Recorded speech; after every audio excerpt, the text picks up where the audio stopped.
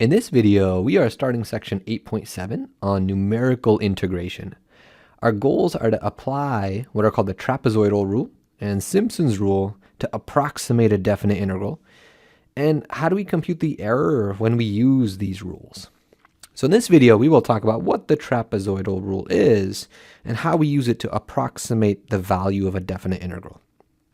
All right, so typically when we're trying to evaluate some definite integral, we use antiderivatives. We take the antiderivative of our function, and then we plug in these limits of integration and subtract. That was our fundamental theorem of calculus. However, a problem sometimes arises because there's many integrals where we can't compute an antiderivative. For example, if I look at the integral from 0 to 1 of e to the negative x squared, it turns out that we can't do the antiderivative of e to the negative x squared in terms of functions that we know. Similarly, if I do the integral from 1 to 2 of sine of x over x, it turns out that no matter which of our previous methods we use, we won't be able to do this antiderivative. Or I could look at a more real-world example. Like, for example, if I have the integral of a function that represents the value of the Dow Jones index with respect to time. We don't have a formula for this function, so because of that, we won't be able to take the antiderivative. However, all of these functions are continuous on these intervals that we're talking about, which means that they will have antiderivatives. We just can't write their formula in terms of functions that we know. Either it's impossible to do the antiderivative using our known formulas, like with the first two, or maybe I just don't have a formula for this function at all, in which case I can't get a formula for its antiderivative. So how can we handle stuff like this? Our idea is going to be to approximate their values. And we typically do this with Riemann sums using either the midpoint rule, which we've seen before. We've approximated areas using rectangles with the midpoints. Or we use the trapezoidal rule, which we'll learn about in this video, and Simpson's rule, which we'll learn about in the next video. So let's talk about the trapezoidal rule. So we are going to try to approximate this definite integral using trapezoids. So let's draw a picture. So let us draw a picture. So I'm going to draw some axes. I will draw some axes. And then let's draw some curve. So I'll draw my function. Maybe it looks something like this. And I'll call my function f. Let's suppose I have some interval from a to b, some interval from a to b, and I'm going to cut up that interval into pieces, into subintervals. So I'm going to put some tick marks. I'm just going to put a bunch. Don't worry about drawing the exact same number as I am. That doesn't really matter. Just draw several. Okay, and now what I'm going to do is for each of these, wherever I have a tick mark, I'm going to start to label these. So at this leftmost endpoint, I'm going to call this x sub 0 or x naught. The next tick mark is going to be x1, and then I'll have x2. All the way up until whatever b is, I'm going to call that xn. So I'm splitting up my interval into n pieces. And now on each piece, let's draw a trapezoid. So to do that, I'll take this first subinterval, and at each of the endpoints, I'm going to draw a line up until I hit the curve. And I'll do the same thing from that right endpoint. And now I'm going to connect those two endpoints with a line like this, a straight line. And that makes a trapezoid. So in general, a trapezoid has this shape where you have these two sides that are parallel, to each other. And the other two sides don't necessarily have to be parallel to one another. So a trapezoid. Okay, and I'm going to add one extra line here. Let's draw like this perpendicular line. Okay, because that's often called the height of the trapezoid. I'll label that as h. These other two sides that are parallel, they're called the bases. So I will label this one as b1, and this one is b2. So the bases of the trapezoid. Let me just write this b a little better. All right, and then this first base. Okay, so let's keep drawing trapezoids. So on my next subinterval, I'll draw up, from that right endpoint, and then I'll connect those two endpoints to draw this other side of the trapezoid, and then I'll keep going. Draw the next side, connect to those two endpoints, From this next subinterval, draw a line up, and now connect to that point with this one. Okay, and then one more from B up until I hit the curve, and then connect to that with a line. Okay, so something like that. So I have these trapezoids here. Okay, so this width of my subinterval, remember, we usually denote that as delta x. So this is delta x, as same thing as this. I'm going to call that delta x, that width. So what I'm going to do now is I'm going to add up the areas of these trapezoids. So let's first recall that in general, when I have a trapezoid like this, the formula for the area is you first average the two bases. So you'll get, averaging them, you'll get b1 plus b2 divided by 2. And that gets multiplied by this perpendicular height. So that multiplies h. So let's do that for each of these trapezoids, and let's start to add them up. All right, so first a bit of notation. I'm going to denote capital T subscript n to be the area when I have n subintervals like this, using this trapezoidal rule. Okay, so here, so my T sub n equals, for this first trapezoid, this height is delta x. That's this perpendicular distance between the two bases. And then that gets multiplied by those bases getting averaged together. So for those two base lengths, what I'm doing is I'm taking these two x values, x0 and x1, and we're going to plug them into the function to get their y values. So that'll be f of x0 plus f of x1 divided by 2, because we're averaging them. Okay, so that's the area of the first trapezoid. If I go to trapezoid number 2, well, now I'm going to have f of x1 plus f of x2 in the numerator, because I'm plugging in x1 and x2 into the function to get these two base lengths. So if we keep going like this, for that last trapezoid, I would be plugging in xn, and this tick mark is xn minus 1. So I'd be doing f of x sub n minus 1 plus f of x sub n. That's getting divided by 2 to average those bases, multiplied by that perpendicular height. Okay, so if I simplify this, I notice that all of these terms have a delta x over 2 that I can factor out. And then I can combine some like terms. I have f of x0 left over. I'm also going to have 2 of these f of x1s. So I will write plus 2 f of x1. I'm also going to have 2 of the f of x2s, because I have one here, and then in that third trapezoid, I'd also have an f of x2. So I'll have plus 2 f of x2 plus dot dot dot. If I keep going like that, I'll just have one of these f of xn's, but for f of xn minus 1, there's going to be one here and one in whatever the previous term was. So I put plus 2 times f of x sub n minus 1 plus, well, there's just one of the f of x sub n's. Okay, and now this open parentheses, I can close it. And let me draw that. And we got a formula.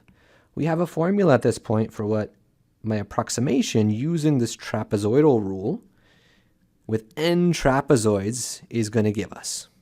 So I'm going to highlight this. Okay, so let's do an example where we apply this. All right, so this problem says let's use the trapezoidal rule with n equals 5, so 5 trapezoids, to approximate this integral. I want to round my answer to 6 digits after the decimal. Okay, so to get it started, let me draw a number line. So a number line, let's focus in on the interval that it's talking about, which is from 1 up until 2. It says to use n equals 5, so let's split it up into 5 pieces. So 1, 2, 3, 4, and 5. We got these 5 pieces. So, I might be able to tell what these are right away without doing any sort of calculation, just using logic. But if I wasn't sure, we could use our formula for delta x, which is it's the length of the interval, which is b minus a, that's 2 minus 1, all over the number of pieces, which is 5. So that is 1 over 5. That's my delta x, which is 0.2. So starting at this left endpoint, if I add 0.2 to it, I get that next value is 1.2. And if I add another 0.2, that next tick mark is at 1.4. and the next one's 1.6, and then 1.8, and then it would be 2. Okay, so I know each of those tick mark values. Now let's use this formula for the trapezoidal rule. So what that formula says is out in front, I have delta x divided by 2. So my delta x is 0.2.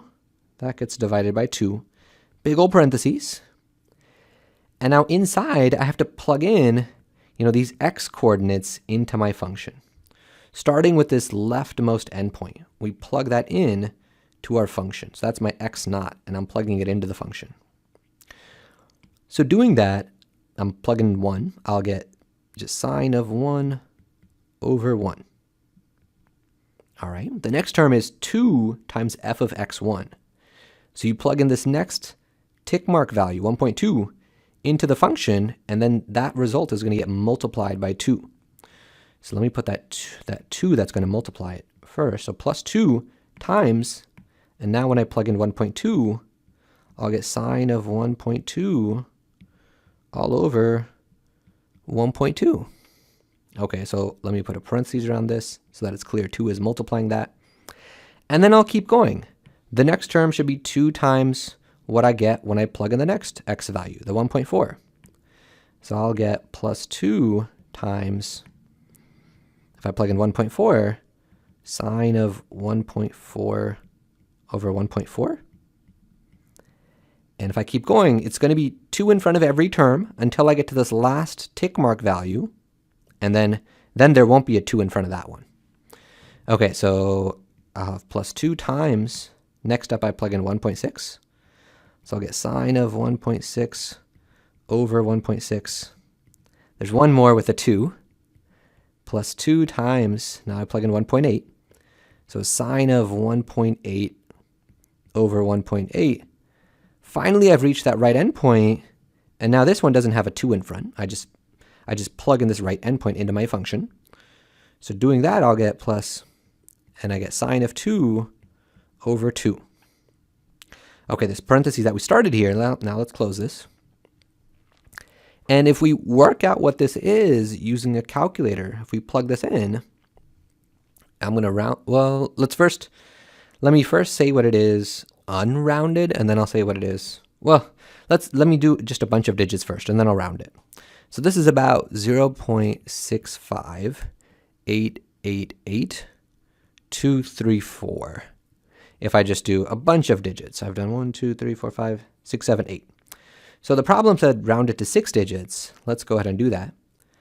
That's 0.65888. Now I'm about to read digit number 6, but the thing that's after it is 3, so I don't need to round up. I just leave it as a 2. Okay. So we have approximated it and rounded our answer to 6 digits after that decimal point. Okay, so I got it. I got my approximation.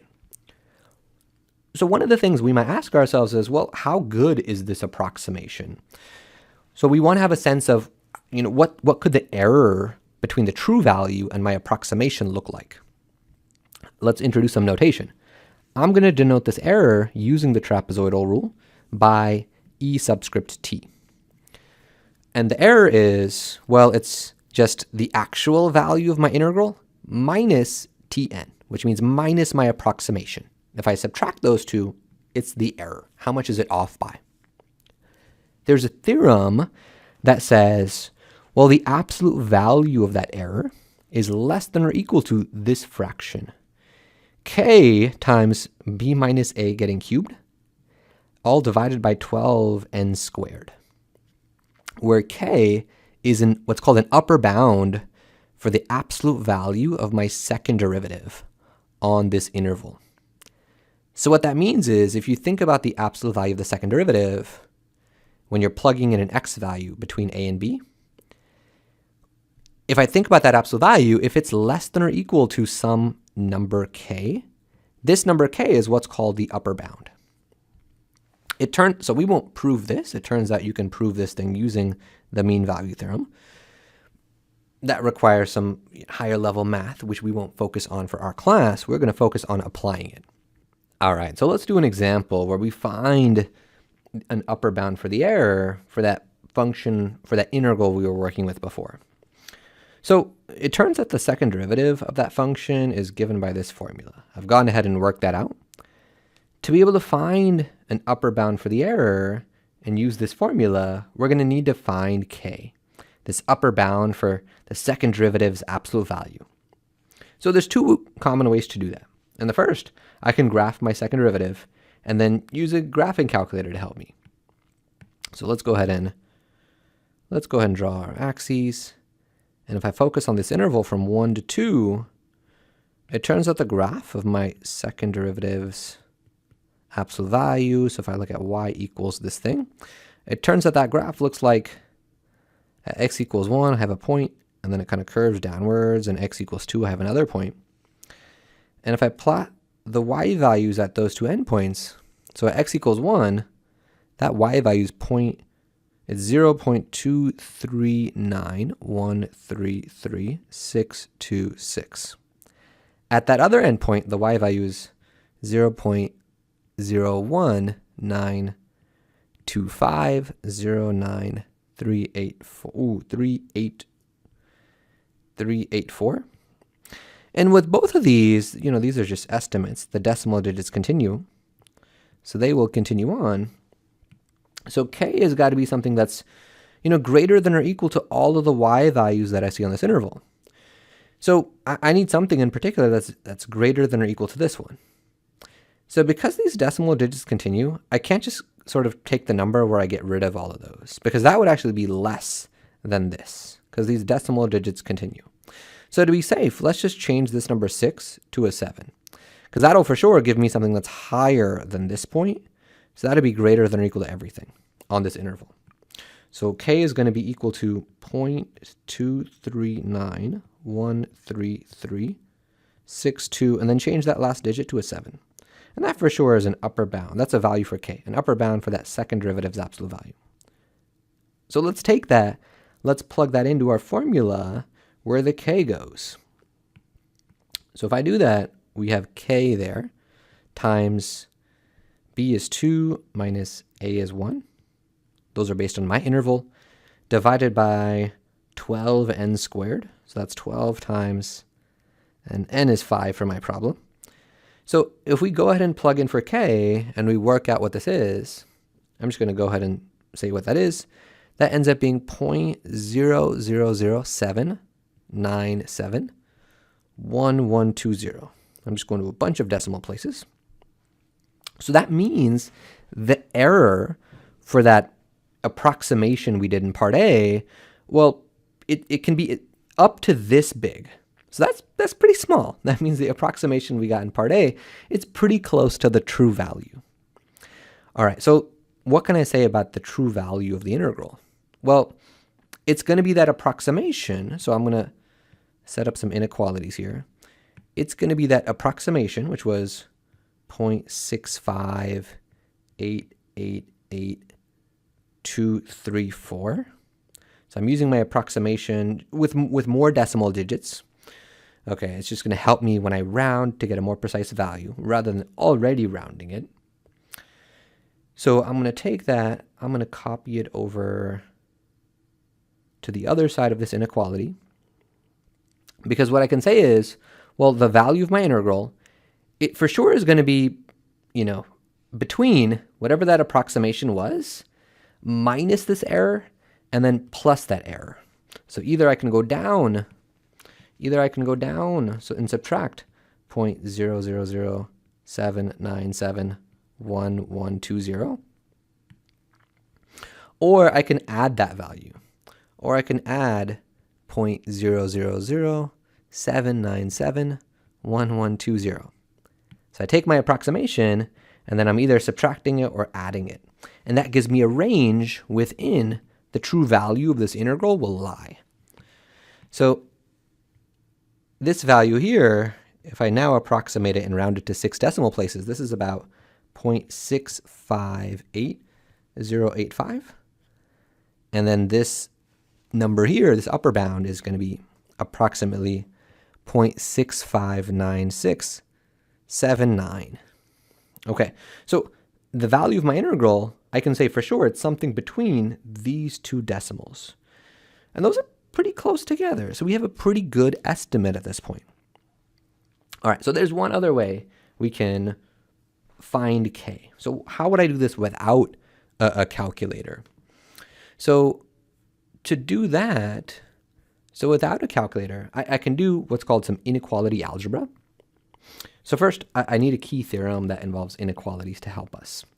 So here is the idea. Let's say I have the absolute value of 4 plus 7. That is less than or equal to the absolute value of 4 plus the absolute value of 7. Because both sides of this are just 11, and then that makes this inequality true. What if I start changing some of the signs? Can I still say it's less than or equal to one absolute value plus another? So I'll put the number 4 in the first one, and then that number -7 in the second. Well, yeah, on the left side, I'll get 3. On the right side, I'll still get 11, so that's still true. 3 is less than or equal to 11. What about if they're both negatives in here? Well, if I do an absolute value plus an absolute value, and -4 goes on the first, and -7 in the second, it's still true, because both sides will just equal 11, so it's still true. So this kind of leads us to the following theorem, called the triangle inequality. For any real numbers, a and b, the absolute value of a plus b is less than or equal to the absolute value of a plus the absolute value of b. So I'm going to highlight that.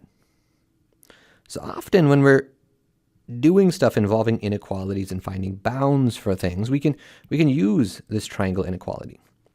So I've gone ahead and when I'm doing the absolute value of my second derivative, I can go ahead and just do the absolute value of the top divided by the absolute value of the bottom. And that's what's written here. And now in the numerator, I see this term, and then I see this term. So let's do the triangle inequality applied to that numerator. That's going to give me this inequality symbol. So inequality symbol. And now in the numerator, on the numerator, I'm going to get one absolute value plus another absolute value, all over the one on the denominator, absolute value of x to the third. So inside the first absolute value, I put 2 minus x squared in parentheses times sine of x. And the second one goes this second term, that minus 2x times cosine of x. Okay, so I don't need quite that much space. Let me move this absolute value over. Now I'm going to use another property of absolute values to say that this equals, and when there's two things getting multiplied inside of an absolute value, I can just do the absolute value of each and multiply them together. So absolute value of 2 minus x squared times the absolute value of sine x, and then plus, in that next absolute value, well, if I have a negative term inside of an absolute value, that's the same thing as the absolute value of the positive version. So when I split it up, I can do just the absolute value of 2x rather than negative 2x. Those will be the same. And then times the absolute value of cosine x. All right, and then all over absolute value of x to the third. So my goal with this is that I have the absolute value of my second derivative, and I now know that it's less than or equal to this fraction here. If I can get that that fraction is less than or equal to something, and that's less than or equal to something, and eventually if I boil it down to a number, what I'll have shown is that the absolute value of my second derivative is less than or equal to, less than or equal to, less than or equal to whatever this number is. So if that just ends up being a number and no x's, then that is going to be the value of k.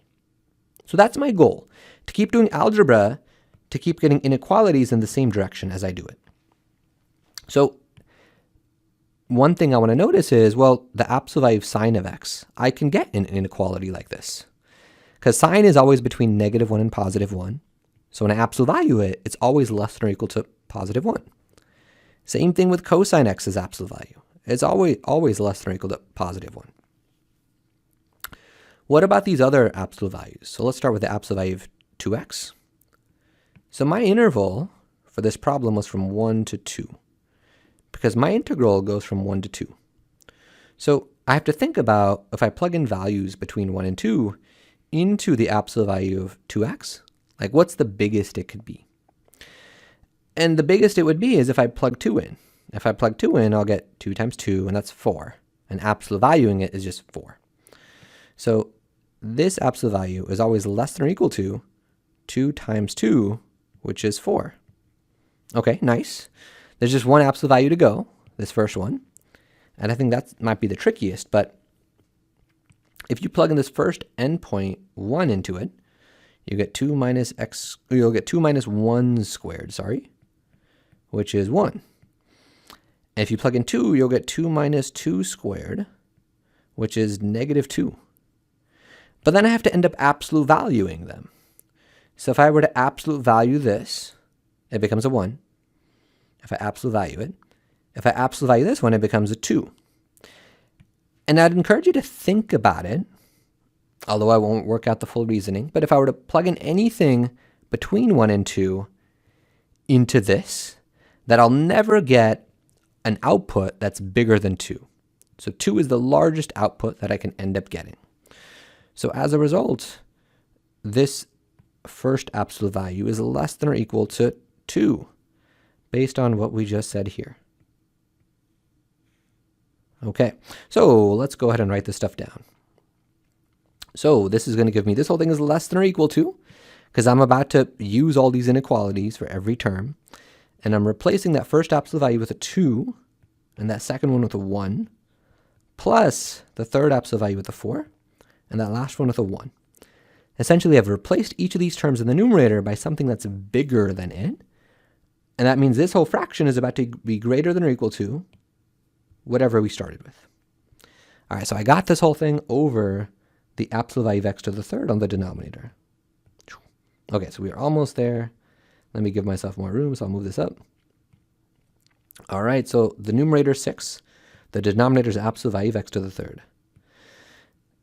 Somehow I'd like this just to be a number, so I don't want x's on the bottom. So what I've been doing is I've been trying to make the numerator get bigger. I've replaced all the terms with things that are bigger than it to make the numerator bigger, because that makes the fraction bigger. On the denominator, I have to make the denominator smaller to make this whole fraction bigger. So I need to make this denominator smaller. Make it smaller to make the fraction bigger. So, okay, this is going to be less than or equal to, I got a 6 on top.